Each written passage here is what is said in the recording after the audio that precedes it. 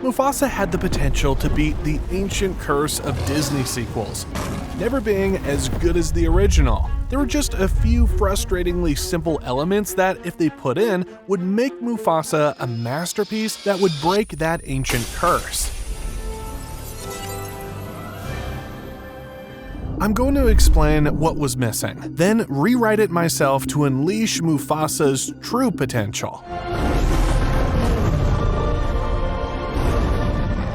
First of all, they should have shown how Scar became a master manipulator like he was in The Lion King. There should have been a scene where Scar, because he's not as physically strong as Mufasa, is forced to use his wits instead. He does so by understanding others' psychology and somehow taking advantage of that just like he did in The Lion King. Once he does a smaller version of this, he realizes he's found his secret talent. Then, as the story progresses, he does darker and darker things with this. I have a great idea on what exactly those darker things will be and how they will fit in the story, which I'll explain when I'm done pointing out all the key flaws. The two main reasons why they should have done this with Scar is, one, because the objective of this prequel was to show how the world of The Lion King came to be. They explained all of its elements, like how the rock formed with an earthquake, why Scar wanted Mufasa dead, and how all the animals accepted Mufasa as their king. But somehow, Scar went from being a talentless loser at the end of Mufasa to being a genius manipulator at the start of Lion King, with no explanation of why, which is what the prequel was supposed to explain. 2. The fact that Scar was shown as a talentless loser with nothing to fear about him makes him a boring enemy. Please forgive me. Not an enemy who keeps you at the edge of your seat wondering how the main character could possibly beat him, which is how you're supposed to feel towards any enemy in a movie. That completes our first flaw. Now let's move on to the second one while we are on the same topic of scary antagonists. The main antagonist in Mufasa. He also seemed to be boring, with no special traits or abilities, other than the ability to produce the most mediocre musical number ever. There you go. Now, I have to give credit where credit is due and admit that his design is one of the most badass designs I've ever seen in a Disney sequel. Showing him to be really big and powerful was a great choice, accompanied by another great choice of having him being pale white, making him very unique and different from the other lions in the franchise, even though Disney does have a problem with things being white. I'm glad they set that aside for this design. They should have leaned into his special design and made his special trait overpowered strength by having a scene where he single-handedly defeated 3 lions in a fight. I know I wasn't supposed to do any rewriting yet, but I couldn't help myself. This would show how big of a challenge Mufasa is up against and keep audiences at the edge of their seats wondering how Mufasa could possibly defeat him, which I have another brilliant idea for after I'm done with the final critique of why the hell would Scar save Mufasa at the start of the movie for absolutely no reason. I mean, when is the last time you saw someone in danger then immediately decided he should be your brother? That really never happens and feels like they were cutting corners. Not only that, but at the end of the movie, Scar saves Mufasa again. I mean, yeah, it was cool, but the problem is that in The Lion King, Scar kills Mufasa when he gets the opportunity. And if this prequel took place almost exactly before The Lion King, why would Scar save Mufasa just to kill him later? I mean, if he wanted Mufasa dead, he should have just killed him at that moment. Then he could be the king like he wanted. Having him wait to do it at a time where it's harder, requiring more steps, and less effective as everyone was already loyal to Mufasa, ruins his character, who's supposed to be a genius. The second annoying corner cutting is when Scar became mad at Mufasa for stealing his girl, or lioness. Mufasa did literally everything he could to try to let Scar get her. He let Scar take credit for everything he did, which is a huge favor nobody else would have done. Mufasa did absolutely everything physically possible to help Scar. There's absolutely no logical reason for Scar to be mad at Mufasa. This again makes Scar look like an unreasonable hothead rather than the genius he is. Once again, cutting corners and spitting in their audience's faces. Huck, too, and spit on that thing. But as usual, I'm going to fill the holes they made and rewrite all the flaws. Starting with the first one, Scar learns to manipulate. We need his entry into the world of manipulation to be early in the movie, so we can slowly escalate it, giving us enough time to have his anti-hero story be a slow burn rather than a cliche something sad happens to him at the end that makes him evil. Call me Scar.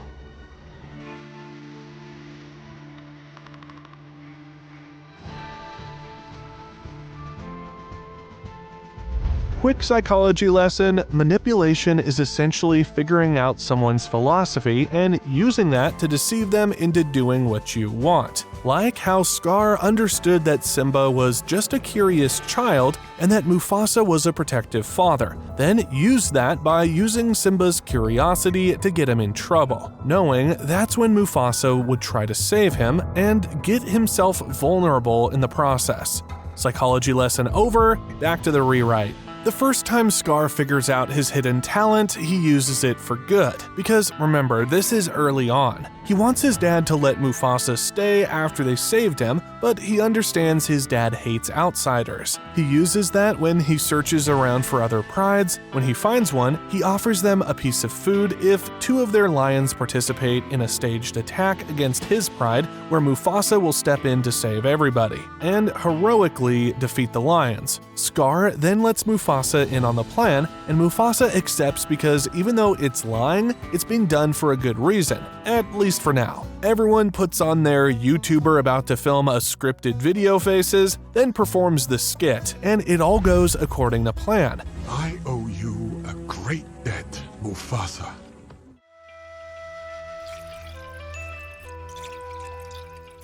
And has now earned the father's trust. Then they all live happily ever after. Oh no, my friends. Because what happens when you lie and get away with it? You never lie again, right? Wrong. Quick psychology lesson. When you get away with something that you shouldn't do, that makes you not only want to do it again, but bigger and better next time. Later in the movie, when Scar, Mufasa, and whatever this lioness's name is go on their journey together, Scar insists on performing the same act again, but with him being the one to fight off the staged attack to impress the lioness, whose name I'm too lazy to Google. Mufasa refuses because now it's more of an immoral deed. Deceiving to save a stray from starving is different from deceiving to trick someone into being in a relationship with you. But now, Scar starts to resent Mufasa. You see, now Scar has a more reasonable motive to do so. Scar not only saved his life once, but twice with his plan, and even made Mufasa look like a hero. All he asks Mufasa to do to return the favor is to stay silent while Scar does the same thing to himself, but Mufasa refuses. Mufasa also has a reasonable reason for doing what he did, because even though he owes one to Scar, he's not going to repay his debt by doing something against his morals. Tricking someone into being in a relationship with you by making them think you're someone you're not is just like stealing someone's time, energy, and depriving them of being with someone who actually is what they are looking for. Both of these characters having genuine, relatable motives for doing what they do creates great emotional conflict and drama people love watching movies for. It also makes things feel more realistic. Scar also now has more of a rational reason for hating Mufasa, keeping the genius part of his personality. In fact, it amplifies it because it shows that Scar doesn't think in terms of what's moral or immoral, as some super geniuses unfortunately do as a side effect to their extreme intelligence. They often fall for over-rationalization, like, because I did so much to help Mufasa, logically, he should be doing so much to help me no matter what it is because of the sheer amount of how much I helped him. But the spark doesn't turn into a fire just yet. Scar's not going to openly display his resentment. he still needs Mufasa to protect him on their journey to Malele. Staying true to Scar's character, he's going to play his cards well and pretend to brush Mufasa's rejection of the idea away like it was no big deal to him. But now, he's going to start using his manipulation powers for pure evil instead of gray area evil like his last idea. He understands that Mufasa's philosophy is to do the right thing, and the lioness's philosophy is to always stay focused on the mission of reaching Malele. He takes advantage of this when he wanders away ahead of the group into a tree-filled woods where he sees a pack of hyenas not too far away. He searches around the ground for something, he finds a bird busy eating and crushes that bird just enough for it to experience extreme pain and agony, but not enough for it to die. He quickly rejoins the group before they notice he's gone as they pass by the screeching bird in pain. They aren't able to see the bird because it's in the woods, but they can hear it screech in agony. Mufasa suggests to go check it out so they can put it out of its misery. As we've seen, lions eating other animals is not uncommon or frowned upon in this universe, just like in the real animal kingdom. The lioness suggests not to do so because she's focused on the mission, and unnecessary detours to unknown places will risk being spotted by hyenas. Mufasa, because he's a very moral and virtuous hero, as Disney protagonists typically are, refuses to just let a creature experience this much inhumane agony. Scar, wanting to impress the lioness, takes her side saying, "It'll eventually die. Unlike us, let's keep it that way." You see, Scar used his manipulation mastery to craft a situation that makes both of their philosophies clash, pushing the lioness to slowly resent Mufasa, a truly evil genius. Mufasa, ignoring the group vote to leave the bird, goes to help it out. By help it out, I mean take its life, in case that wasn't clear to the 13 years and under viewers. But other generous philanthropists also had the same idea, the hyenas. This forces the group to get into a fight with them. Mufasa and the lioness bravely fight the hyenas, while Scar fights them in a way where he's not really putting enough effort to actually contribute to the fight, but barely enough effort so that it looks like he is, just like me in high school group projects. The lions don't get an easy win because even though they are stronger, the hyenas greatly outnumber them. It's an even fight, but as Mufasa sees one of the hyenas land a solid bite on the lioness, Mufasa, now more powerful with rage, goes on a rampage, beating hyena after hyena. Just as the tide starts to turn in the lion's favor, Scar pretends to be overwhelmed by a horde of more hyenas, then says he sees more in the distance coming and yells at everyone to run away. And remember, Scar played his cards well by not letting Mufasa know he resents him. They believe Scar, flee, and successfully lose the hyenas, but now have lost their way and are further from their destination. The lioness is pissed at Mufasa for getting them in danger, all for the bird to die anyway in the fight, just like Scar said it would. Scar's evil plan is going exactly as intended. Through the rest of the movie, Scar continues to pull evil schemes like this to create more and more discord between the lioness and Mufasa.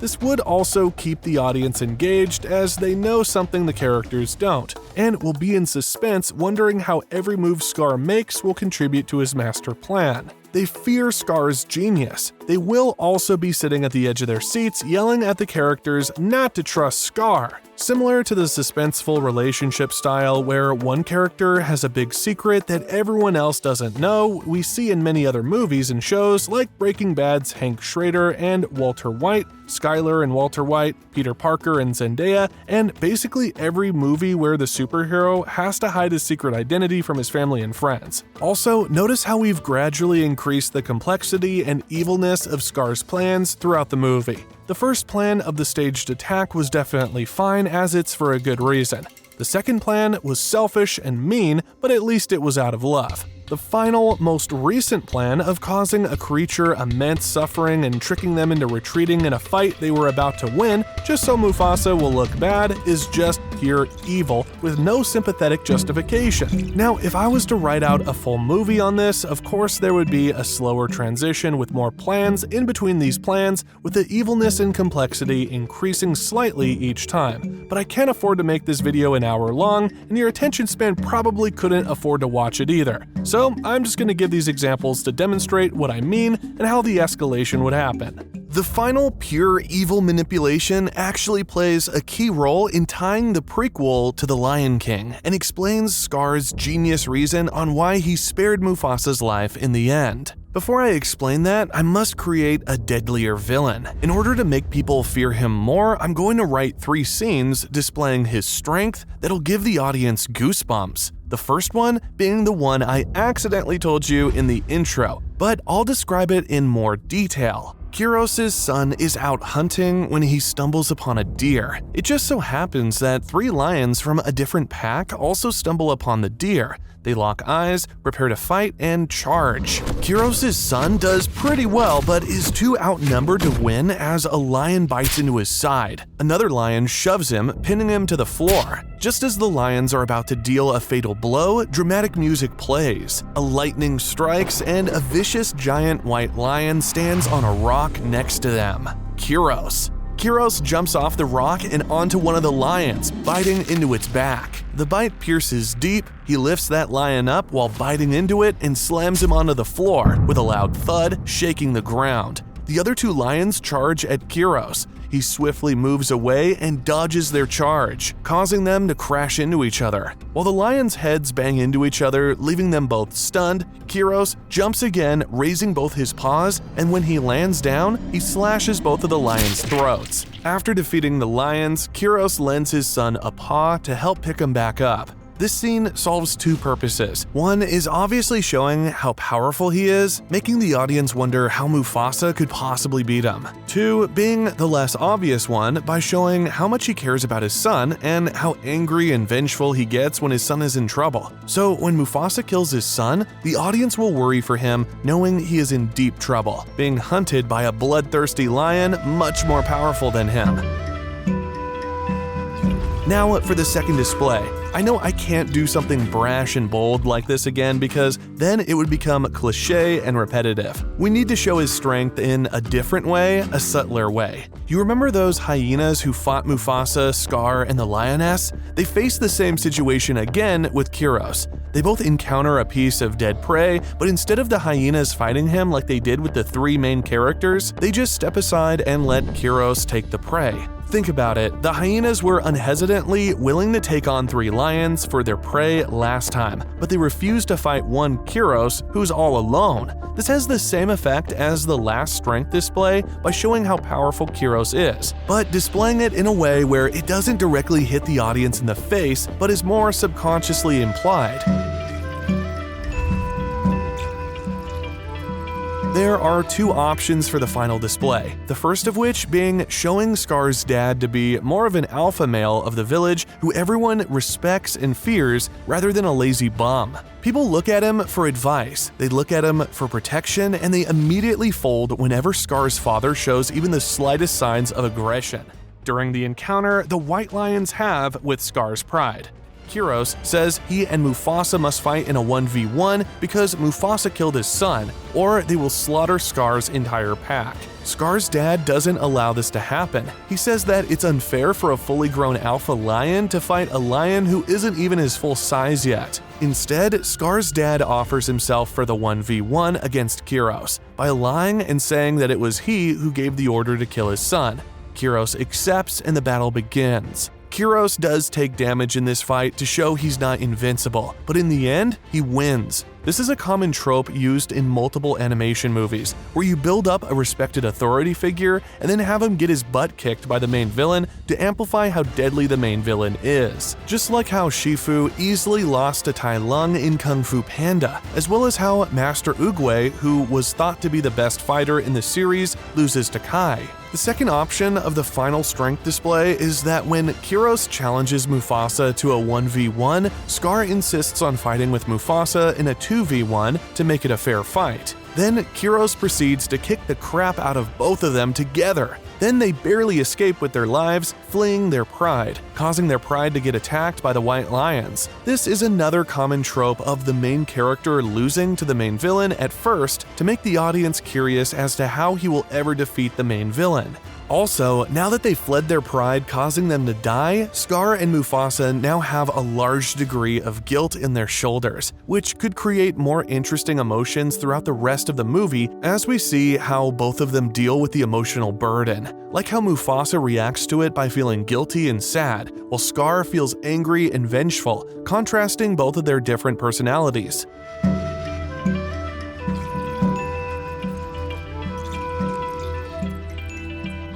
Speaking of which, it's now time to see it all tie together and connect it to the Lion King. Why did Scar spare Mufasa's life in the end when he was just going to kill him anyway in The Lion King? Well, it goes a little differently in my version. In the end of the movie, when Mufasa saved the day and all evil is gone, Mufasa and the lioness are having a little chat as she congratulates him being so heroic and saving everyone. But someone is not so grateful. Scar. Scar is done waiting for the white lions to do it, and the last straw has been pulled as he sees Mufasa be the hero once again and win the lioness's affection. Scar slowly crawls up behind the two as they are chatting, with the intent to finish them both. But as he gets closer, he hears them excitedly talk about getting married, or whatever is the lion version of that. Scar, even more angry, approaches faster. They talk about everything they're going to do, like spend so much time together, live together, and have children.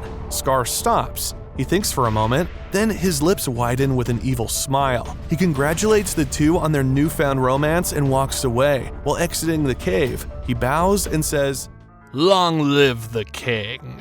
Scar didn't follow through because he doesn't just want to kill Mufasa. He wants to be the king of the animal kingdom. If he kills Mufasa, who all the animals trust and love, they'll hate Scar and kick him out. Scar has a better idea. If he wants to kill Mufasa and be the new Lion King, he needs to make it look like an accident in order to be accepted as the heir. He plans on exploiting Mufasa's weakness of always doing the right thing and helping others. Once he found out that Mufasa plans to have a kid, he realizes he could probably use his manipulation skills to get that kid in some danger, dragging Mufasa into it as well. But in order to do so, he must still maintain Mufasa's trust, and Mufasa still can't know that Scar still resents him. So, Scar decides to play the game even longer, waiting for the moment to be just right, like it finally was in The Lion King. Scar being able to plan this far ahead not only keeps his character of being an evil mastermind the same, but amplifies it as it shows the audience he planned the events in The Lion King long before the movie started. If you enjoyed this rewrite, you'll enjoy my other rewrites. Click on one you see on your screen.